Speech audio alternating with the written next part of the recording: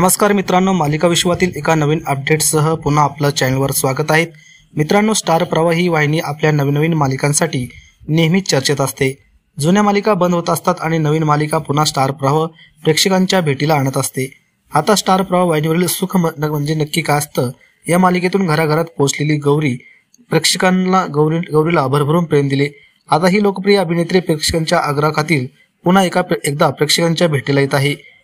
कोण होतीस तू काय झालीस तू या नव्या कोऱ्या मालिकेतून अभिनेत्री गिरिजा प्रभू पुन्हा एकदा प्रेक्षकांच्या मनोरंजनासाठी सज्ज झाली आहे। कावेरी सावंत असं तिच्या व्यक्तिरेखेचं नाव असून अतिशय हुशार, बिनधास्त आणि स्पष्ट व्यक्ती असलेली ही व्यक्तिरेखा आहे।